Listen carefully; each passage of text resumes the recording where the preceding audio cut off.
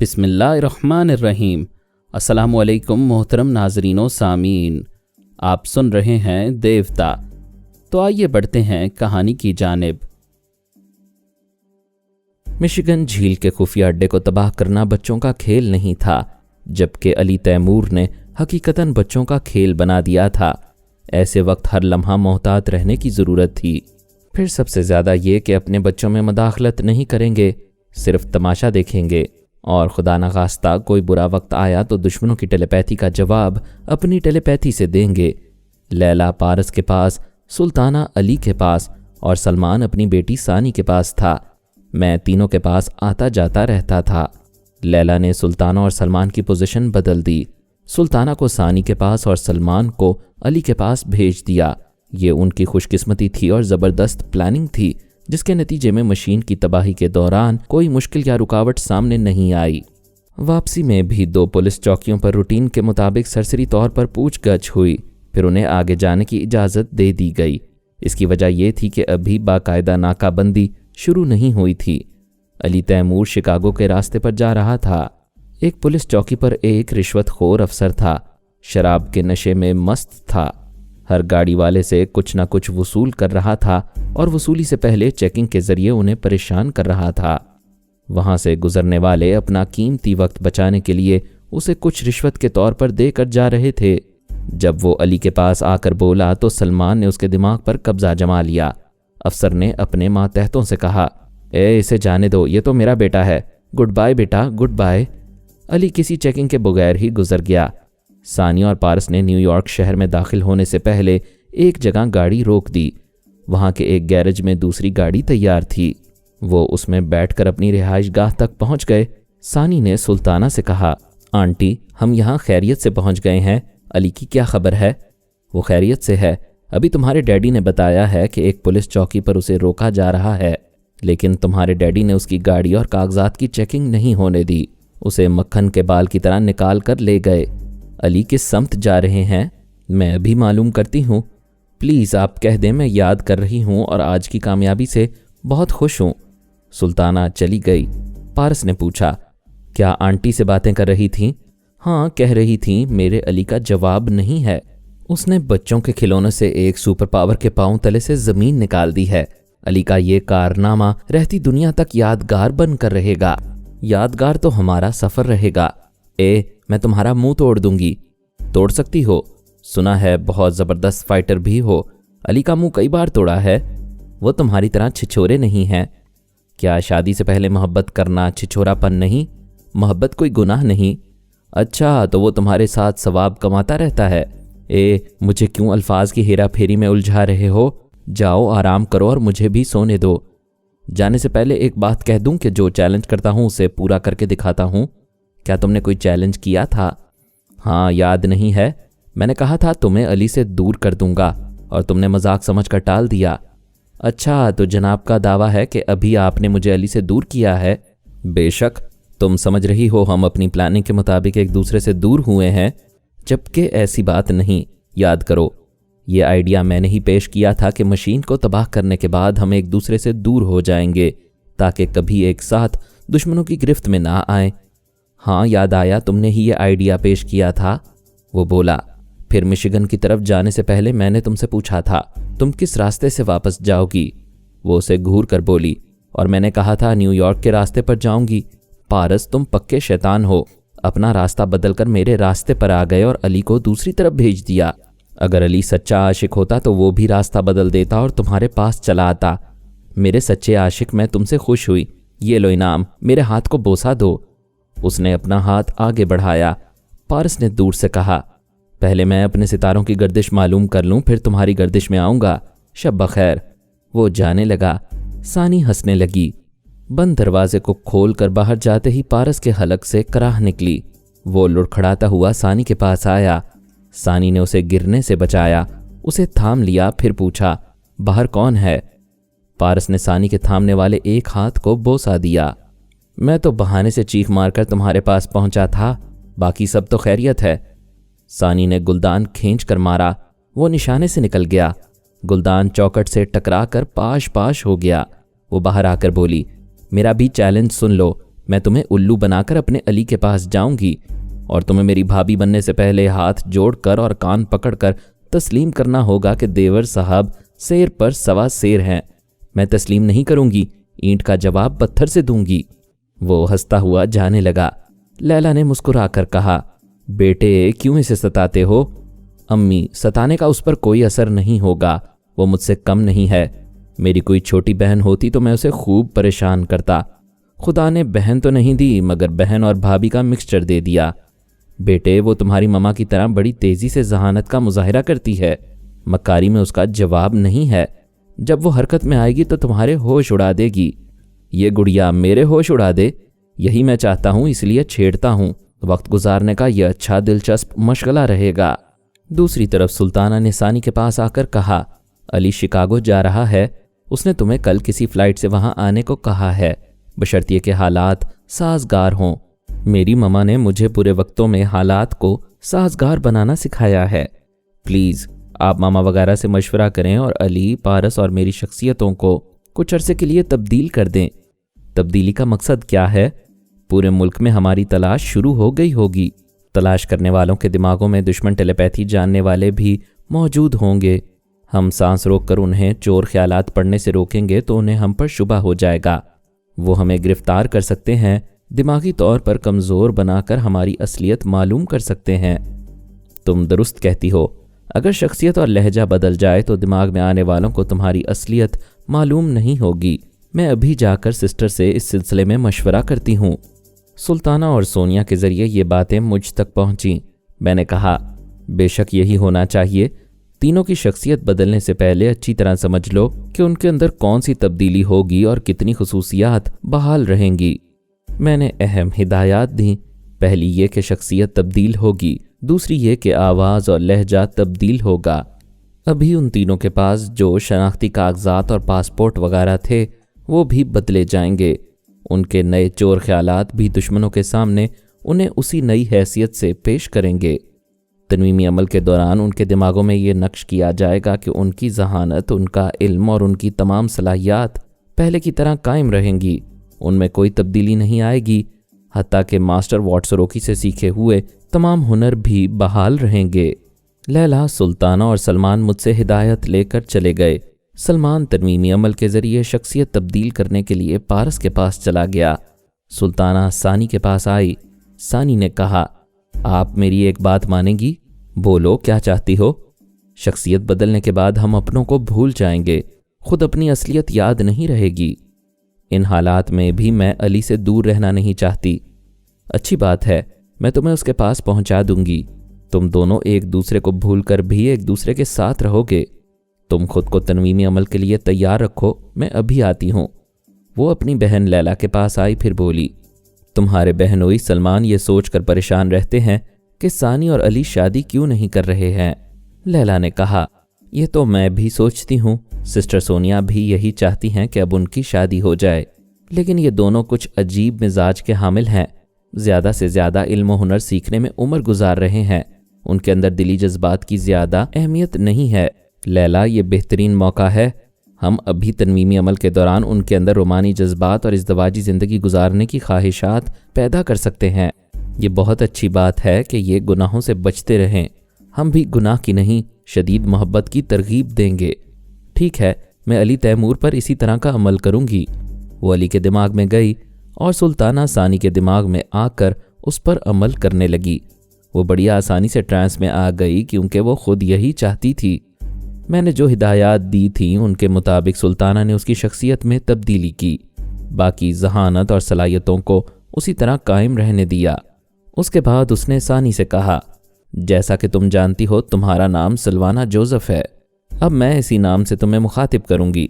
बोलो, तुम कौन हो? मैं सलवाना जोसेफ हूँ। आज से तुम्हारा दिमाग हसास नहीं रहेगा। तुम पराई सोच की लहरों को महसूस नहीं कर सकोगी। मैं पराई सोच की लहरों को महसूस नहीं कर सकूंगी। सलवाना, तुम्हारी ज़िंदगी में एक खूबरू जवान आएगा। उसका नाम जॉन कार्लो है। तुम पहली मुलाकात में ही उससे मोहब्बत करने लगोगी और उससे शादी कर लोगी। मैं जॉन कार्लो से मोहब्बत करूंगी और फिर शादी कर लूंगी।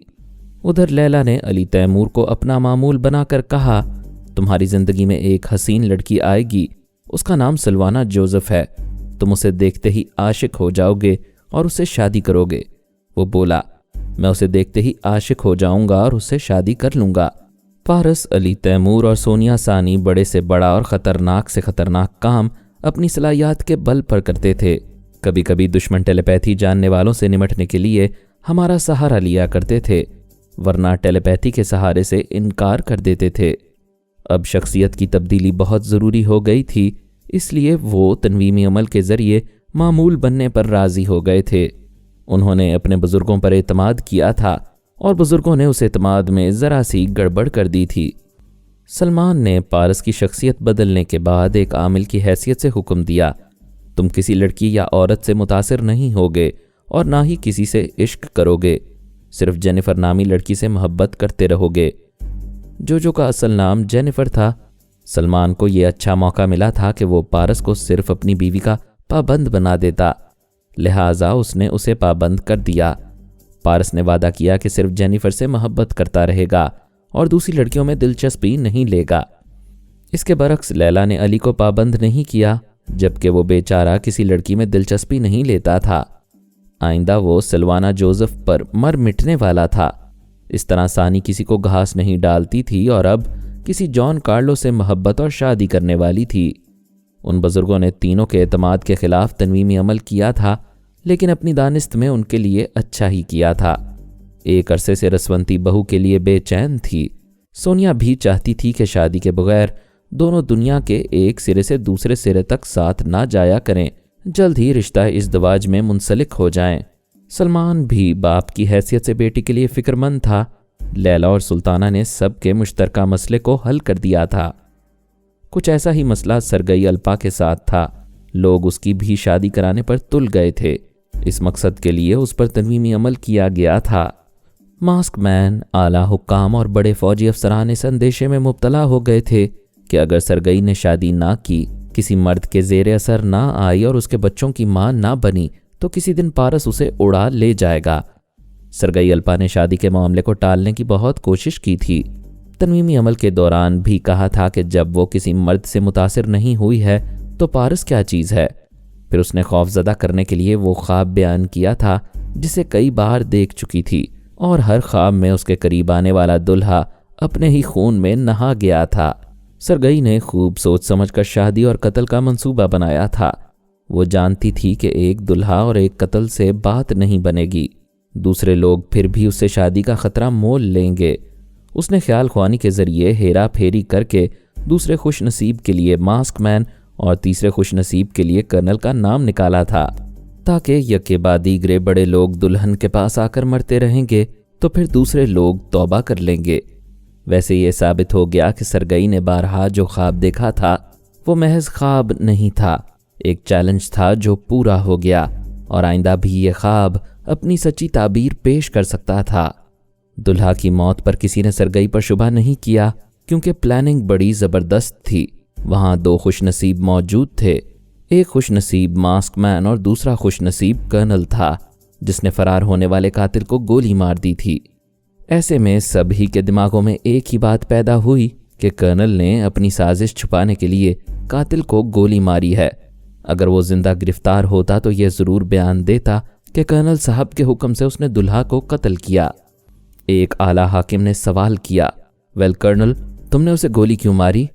کرنل نے کہا، آپ لوگوں نے دیکھا نہیں وہ بھاگ جانا چاہتا تھا؟ انٹیلیجنس کے چیف نے کہا، وہ بھاگ کر کہاں جا سکتا تھا؟ اس کوٹھی کے باہر سیکیورٹی گارڈز موجود ہیں۔ شہر کے ہر راستے، ہر موڑ پر ناکہ بندی کی جاتی۔ پھر کسی قاتل یا مجرم کو سزائے موت دینے کا حق صرف عدالت کو ہے۔ تم نے قانون کو اپنے ہاتھ میں کیوں لیا؟ میں اسے قتل نہیں کرنا چاہتا تھا، صرف زخمی کرنا چاہتا تھا، لیکن نشانہ بہک گیا۔ میں نے قانون کو ہاتھ میں نہیں لیا۔ اس کا فیصلہ عدالت کرے گی۔ فیصلے سے پہلے قتل کے مقصد پر روشنی ڈالی جائے۔ ماسک مین نے کہا، مجھے سرگئی کے بیوہ ہونے کا افسوس ہے۔ اس کے بعد دوسرا خوش قسمت میں ہوں۔ کیا مجھے بھی کسی سازش کے تحت قتل کیا جائے گا؟ کیونکہ میرے بعد ہی کرنل کی باری آئے گی۔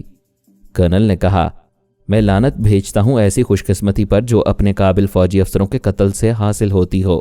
میں تمام اعلیٰ عہدیداران کی موجودگی میں سرگئی سے کہتا ہوں کہ یہ میرے دماغ میں آئے اور میرے چور خیالات پڑھ کر سب کو سنائے۔ ایک حاکم نے کہا، یہ معقول بات ہے، سرگئی خیال خوانی کے ذریعے ابھی دودھ کا دودھ اور پانی کا پانی کر دے گی۔ دوسرے نے کہا، عدالت تک جانے کی نوبت نہیں آئے گی، اچھا ہے کرنل کی بے گناہی یہیں ثابت ہو جائے گی۔ ماسک مین نے کہا، ہم جتنے اعلیٰ عہدیدار یوگا کے ماہر ہیں، سرگئی ان کے دماغوں میں نہیں آتی ہے، کیونکہ ہم اہم ملکی معاملات سرگئی کو بھی نہیں بتاتے ہیں۔ اگر یہ کرنل کے دماغ میں جائے گی، دوسری اہم معلومات بھی حاصل کر لے گی۔ ایک اعلیٰ حاکم نے کہا، اس کا مطلب یہ نہیں ہے کہ ہم سرگئی پر بھروسہ نہیں کرتے، یہاں یوگا نہ جاننے والے معزز عہدیدار موجود ہیں، ان سے بھی ملک کے وہ اہم راز چھپائے جاتے ہیں جن سے ان کا کوئی تعلق نہیں ہوتا۔ سرگئی کا بھی بہت سے ملکی رازوں سے تعلق نہیں، لہٰذا اسے کرنل کے دماغ میں چھپے رازوں کے قریب بھی نہیں جانا چاہیے۔ جتنے یوگا کے ماہر عہدیدار تھے وہ ماسک مین کے اس اشارے کو سمجھ گئے کہ سرگئی کرنل کے دماغ میں جاتے ہی یہ معلوم کر لے گی کہ اس کا اصل نام الپا ہے، اس کا تعلق امریکہ سے ہے اور وہ اسرائیل کے ایک شہر تل ابیب سے اغوا کی گئی تھی۔ صرف اتنا ہی نہیں، یہ بھی معلوم ہو جائے گا کہ پارس اس کی زندگی میں بڑے ہی ڈرامائی انداز میں آ کر جا چکا ہے۔ ادھر سرگئی بیوگی کے آنسو بہانے کے بعد چکرا کر گر پڑی تھی۔ اسے اٹھا کر ایک بیڈ روم میں لایا گیا، وہاں ایک فوجی ڈاکٹر نے اس کا معائنہ کیا، اس کے لیے دوائیاں تجویز کیں، پھر کہا، اسے صدمہ پہنچا ہے، ظاہر ہے کہ بارہا دیکھا ہوا خواب سچ ثابت ہوا ہے۔ اس حقیقت نے بیچاری کو ذہنی انتشار میں مبتلا کر دیا ہے، یہ ہوش میں آنے کے بعد نارمل رہے گی۔ وہ ہوش میں تھی، ڈاکٹر کے دماغ میں رہ کر اسی کی زبان سے لوگوں کو سمجھا رہی تھی کہ اسے صدمہ پہنچا ہے۔ کرنل کے خلاف مقدمہ قائم کیا گیا، کچھ روز تک اس کے خلاف ثبوت حاصل کرنے کی کوششیں کی گئیں، پھر اعلیٰ عہدیداران کی حمایت سے وہ کیس ختم ہو گیا۔ کسی کے قتل ہونے کی اتنی اہمیت نہیں تھی جتنی سرگئی کی شادی کی تھی۔ آئندہ وہ ماسک مین کی شریک حیات بننے والی تھی اور وہ جلد سے جلد شادی کے لیے بے چین تھا۔ اعلیٰ عہدیداروں کے کانوں میں یہ بات پھونک رہا تھا کہ سرگئی کو شادی کے لیے مجبور کیا جائے۔ یہ بات سرگئی سے کہی گئی تو وہ بولی، اگرچہ ایک کے مرنے کے بعد اتنی جلدی دوسری شادی نہیں کرنی چاہیے، تاہم میرے اندر پتہ نہیں کیوں ازدواجی زندگی گزارنے کی بے چینی سی رہتی ہے۔ میں تیار ہوں، چاند کی 14 تاریخ قریب ہے، اس روز شادی کروں گی۔ چاند کی 14 تاریخ کیوں ضروری ہے؟ میں نہیں جانتی کہ اس تاریخ کو شادی کیوں کرنا چاہتی ہوں، شاید میں چاہتی ہوں کہ اس تاریخ کو میرا خواب جھوٹا پڑ جائے۔ پھر وہ ایک ملاقات میں ماسک مین سے بولی، کیا تمہیں ڈر نہیں لگتا کہ میرا خواب پھر سچ ہوگا؟ وہ بولا، میں بزدل نہیں ہوں، یہ بزدلی کی بات نہیں، جب معلوم ہے کہ سانپ کے بل میں ہاتھ ڈالنے سے وہ ڈس لے گا تو وہاں ہاتھ ڈالنا بہادری نہیں۔ سانپ کا منکا حاصل کرنے والے جان پر کھیل کر منکا حاصل کرتے ہیں۔ کسی بھی چیز کو حاصل کرنے کی لگن شدت اختیار کر لیتی ہے تو آدمی پھر اپنی جان کی پرواہ نہیں کرتا۔ وہ چیز ہی ایسی تھی کہ اس کے لیے جان کی بازی لگانے والوں کی کمی نہیں تھی۔ اس جگمگاتے ہوئے تاج کو جو اپنے سر پر رکھ لیتا، ایک عالم کا شہنشاہ بن جاتا۔ اس کی ہر طرح حفاظت کرنے کے لیے اس کی مکمل ڈمی بنائی گئی تھی۔ وہ ڈمی بھی کچھ کم حسین نہیں تھی، اس کے جیسا ہی قد تھا اور اس کی طرح ہی صحت مند جسم کی مالک تھی۔ پچھلے 6 ماہ سے اس پر محنت کی جا رہی تھی۔ سرگئی کی آواز اور لہجے میں بولنا اور اسی کے انداز میں چلنا سکھایا گیا تھا۔ وہ اس ڈمی کو یورپی ملکوں میں اور خاص طور پر فرانس کے شہر پیرس میں بھیجنا چاہتے تھے۔ اسے پیرس میں بھیجنے کا مقصد پارس کو شکار کرنا تھا۔ ڈمی کا نام الپا بے کر رکھا گیا تھا تاکہ وہ اس نام سے پارس کی توجہ حاصل کر لے۔ ادھر سرگئی کو سمجھایا گیا کہ یہ ایک فرضی نام ہے، کبھی پارس کی ایک محبوبہ کا یہ نام ہوا کرتا تھا۔ وہ اس نام کی کشش سے ڈمی کی طرف مائل ہوگا تو اسے گرفتار کر لیا جائے گا یا گولی مار دی جائے گی۔ گولی مارنے کا فیصلہ اس لیے تھا تاکہ سرگئی الپا کے بہکنے کا اندیشہ ہمیشہ کے لیے ختم ہو جائے۔ سرگئی کو ہدایات کی گئی تھی کہ وہ ڈمی کے دماغ میں جا کر اس پر تنویمی عمل کرے اور یہ بات اس کے ذہن میں نقش کر دے کہ وہ ٹیلی پیتھی جانتی ہے۔ وہ ہر صبح اس کے دماغ میں جاتی تھی، اسے یوگا کی مشقیں کرایا کرتی تھی۔ اس طرح ڈمی بھی سانس روکنے کی عادی ہو گئی۔ ڈمی کو ماسکو سے پیرس بھیجنے کے تمام انتظامات مکمل ہو گئے۔ روانگی سے 1 دن پہلے عامل اس پر تنویمی عمل کرنے آیا تاکہ وہ ڈمی بھی پارس کے قریب نہ آئے اور تنویمی عمل کے مطابق ماسک مین کی وفادار رہے۔ جب اس نے عمل شروع کیا تو سرگئی چپ چاپ ڈمی کے اندر موجود تھی اور اس کے اس عمل کو ناکام بنا رہی تھی، لیکن ڈمی کے ذریعے یقین دلایا کہ اس کا عمل کامیاب جا رہا ہے اور وہ ہمیشہ ماسک مین کی وفادار بن کر رہے گی۔ عامل مطمئن ہو گیا، اسے تنویمی نیند سونے کے لیے چھوڑ دیا گیا۔ تب سرگئی نے اس پر عمل کیا، اسے ٹرانس میں لا کر اپنی معمولہ بنا کر یہ باتیں اس کے دماغ میں نقش کر دی گئیں کہ وہ سرگئی کی جگہ آ جائے گی۔ خود کو سر سے پاؤں تک اور دل سے دماغ تک سرگئی آنڈروف سمجھتی رہے گی۔ سرگئی ہمیشہ خیال خوانی کے وقت ایک کمرے میں جا کر دروازہ بند کر کے کسی کے خیالات پڑھتی تھی۔ اس نے ڈمی کو بھی حکم دیا جب بھی اسے خیال خوانی کا حکم دیا جائے وہ کسی خالی کمرے میں جا کر دروازہ بند کر لیا کرے۔ سرگئی وقت ضرورت آ کر اس کے پاس پہنچ کر خیال خوانی کیا کرے گی۔ ڈمی کے دماغ میں سرگئی کو صرف اس وقت تک برابر آتے جاتے رہنا تھا جب تک وہ پیرس نہ جاتی یا کسی بھی ملک میں پہنچ کر ماسک مین کے خاص ماتحتوں اور سراغ رسانوں سے نجات حاصل نہ کر لیتی۔ وہ دوسرے دن ڈمی کی رہائش گاہ میں اس سے ملاقات کرنے گئی۔ وہاں چند خاص افراد ہی جا سکتے تھے۔ چونکہ سرگئی بھی ڈمی کی ٹریننگ دیتی رہتی تھی اس لیے سیکیورٹی گارڈز نے اسے اندر جانے سے نہیں روکا۔ اس نے ڈمی کے پاس آ کر بیڈ روم کے دروازے کو بند کر لیا۔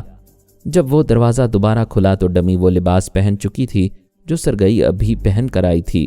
وہ اس لباس میں رہائش گاہ کے باہر آئی۔ سیکیورٹی گارڈز نے اسے سرگئی سمجھ کر سلوٹ کیا۔ وہ سرگئی کی کار میں بیٹھ کر جانا چاہتی تھی، اسی وقت ماسک مین کی کار آ کر رکی۔ اس نے کار سے باہر آ کر پوچھا، ہیلو سرگئی، یہاں کیا کر رہی ہو؟ ایک تو ڈمی خود کو مکمل سرگئی سمجھتی تھی اور دوسرا یہ کہ سرگئی اس کے دماغ میں تھی۔ وہ اپنی کار سے نکل کر ماسک مین کے قریب آتے ہوئے بولی، میں ڈمی سے ملنے آئی تھی، آج وہ کچھ گمسم سا لگ رہا ہے۔ ماسک مین نے کہا، میں اس کی وجہ جانتا ہوں، پچھلی رات اس پر تنویمی عمل کیا گیا تھا، اس لیے وہ ذرا الجھی ہوئی ہوگی۔ پھر اس سے پہلے کہ وہ کوئی اور سوال کرتا سرگئی نے کہا، کل چاند کی 14 تاریخ ہے۔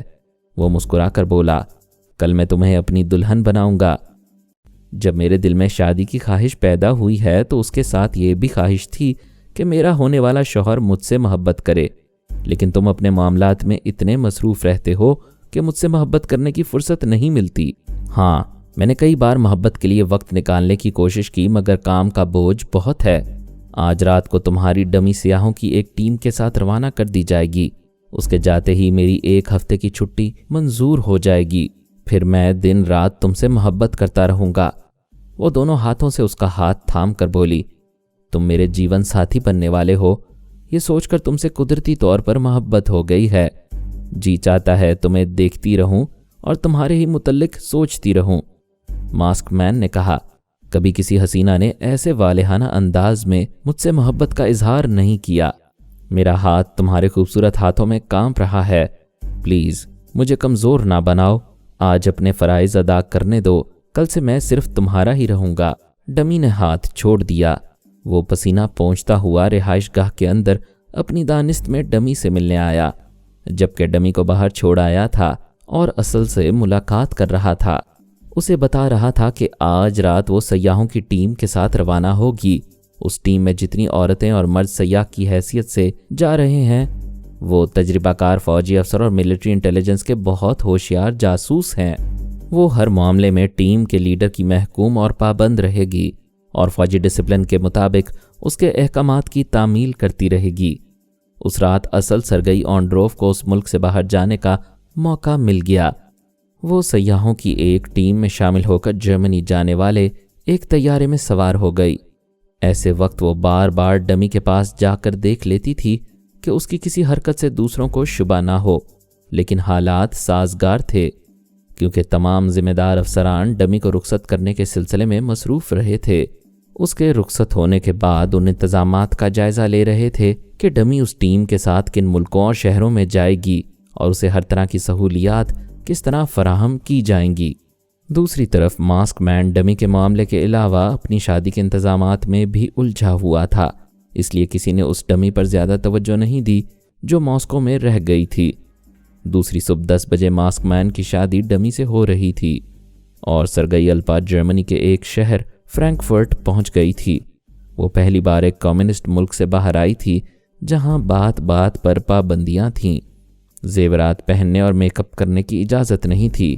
وہ حیران ہو کر بولی، اوہ گاڈ، یہاں کیسی رنگینی اور جگمگاہٹ ہے۔ عورت رنگین اور عجیب و غریب ڈیزائن کے لباس میں گھومتی ہیں، ایسے زیورات، ایسا میک اپ کہ یہ عورتیں آسمان کی پری نظر آتی ہیں۔ اس ٹیم کا لیڈر جو ریٹائرڈ آفیسر تھا، اس نے کہا، یہ تو کچھ نہیں، پیرس کا حسن اور وہاں دولت کی فراوانی دیکھو گی تو اپنی آنکھوں پر یقین نہیں آئے گا۔ میں پیرس میں ماڈرن عورتوں کی طرح زندگی کیسے گزاروں گی؟ وہاں تمہارے لیے میک اپ مین، ہیئر ڈریسر اور گورننس وغیرہ کا انتظام کیا گیا ہے، وہ سب تمہیں ماڈرن اور سمارٹ بنا دیں گی۔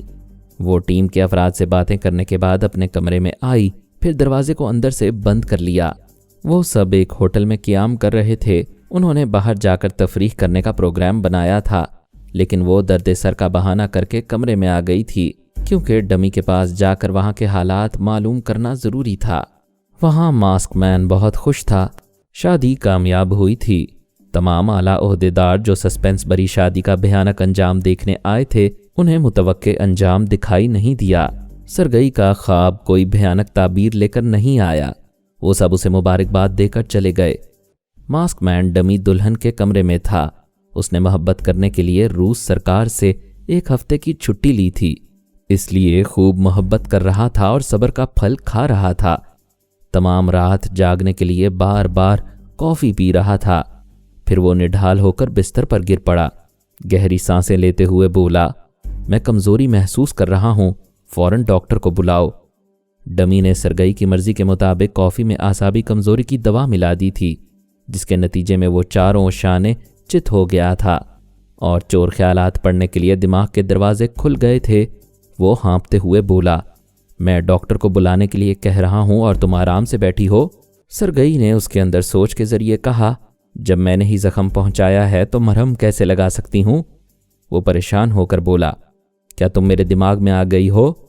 ہاں، اب تم بتاؤ گے کہ میری پچھلی زندگی کیا تھی، میں کون ہوں اور میرے دوست، احباب اور رشتہ دار کہاں ہیں؟ وہ بولا، تم ہماری ہو، ہمارے ملک اور قوم سے تعلق رکھتی ہو، تمہیں روسی ہونے پر فخر کرنا۔ وہ بولی، شٹ اپ، ایک لفظ بھی آگے نہ کہنا، آنکھیں بند کر لو، میں تمہارے چور خیالات پڑھ رہی ہوں، مداخلت کرو گے تو گہری نیند سلا دوں گی۔ وہ خاموش رہا۔ سرگئی اطمینان سے خیالات پڑھنے لگی۔ پتہ چلا کہ اس کا اصل نام الپا بیکر ہے۔ وہ امریکہ میں پیدا ہوئی تھی، وہاں تعلیم حاصل کی تھی اور وہیں ٹرانسفارمر مشین کے ذریعے ٹیلیپیتھی کا علم ملا، لیکن وہ نسلاً یہودی ہے، اس لیے امریکہ سے فرار ہو کر اسرائیل چلی گئی۔ وہاں پارس نے بڑے ڈرامائی انداز میں اسے پھانس لیا۔ اسے اپنے ساتھ فرانس لے جانا چاہتا تھا، لیکن ماسک مین کی کامیاب پلاننگ نے اسے ماسکو پہنچا دیا۔ وہاں اس کا برین آپریشن کیا گیا، اس کے دماغ سے پچھلی زندگی بھلا دی گئی۔ ماسک مین کے خیالات تمام پردے اٹھا رہے تھے، ماضی کی ہر بات کھل کر سامنے آ رہی تھی۔ خاص طور پر 2 باتیں اہم تھیں، ایک تو یہ کہ وہ پارس کی دیوانی تھی، دوسری بات یہ کہ دیوانگی کے باوجود اس سے دور رہنا چاہتی تھی کیونکہ وہ مسلمان تھا۔ سرگئی الپا نے ماسک مین سے پوچھا، تم لوگوں کو میرے تمام تفصیلی حالات کیسے معلوم ہوئے؟ اس کے چور خیالات نے بتایا، اسے اغوا کر کے ماسکو لانے کے بعد اس پر تنویمی عمل کیا گیا تھا۔ اسے معمولہ بنا کر حکم دیا گیا تھا کہ وہ اپنی زندگی کے تمام حالات اور واقعات تفصیل سے بیان کرتی رہے۔ جب اس نے حکم کی تعمیل کی اور اپنی زبان سے پوری ہسٹری بیان کرنے لگی تو اسے آڈیو ریکارڈر کے ذریعے ریکارڈ کر لیا گیا۔ سرگئی نے پوچھا، میری ہسٹری کیا بتاتی ہے؟ کیا میں پارس سے محبت کرتی تھی؟ اگر کرتی تھی تو دور کیوں رہنا چاہتی تھی؟ کیا صرف اس لیے کہ میں یہودی ہوں؟ اس کے چور خیالات نے کہا، تمہیں پارس سے محبت رہی تھی، تم چاہتی تھیں وہ تمہارا مذہب قبول کر لے اور اس کے دماغ میں تمہاری حکومت قائم ہو۔ پارس نے دونوں ہی باتوں کو ناممکن بنا دیا۔ آخر تم نے اسے دور ہو جانے کا فیصلہ کیا۔ ایسے ہی وقت ہم نے تمہیں اسے چھین لیا اور یہاں لے آئے۔ وہ سوالات کرتی رہی اور اس کے چور خیالات سے جوابات حاصل کرتی رہی۔ یہودی ہونے سے دلچسپی بڑھ گئی تھی، لہٰذا اپنے مذہب اور اسرائیلی قوم کے متعلق زیادہ سے زیادہ معلومات حاصل کرتی رہی۔ پھر اس نے ماسک مین کو اپنا معمول بنا کر اس کے دماغ کو ہدایت دی کہ وہ اس کی سوچ کی لہروں کو محسوس نہیں کرے گا۔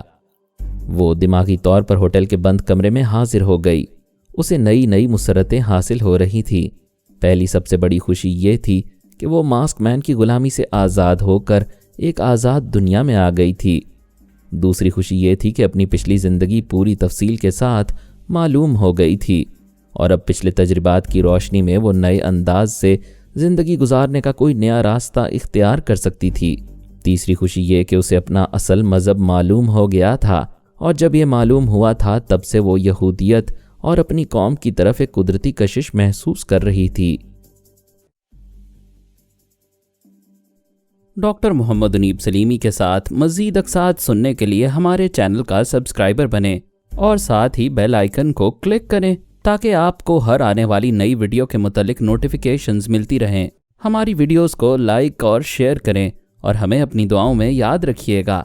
ISI और पाक आर्मी जिंदाबाद, पाकिस्तान पाइंदाबाद। हम फिर मिलेंगे इंशाअल्लाह एक नई किस्त के साथ। तब तक के लिए अल्लाह हाफिज़।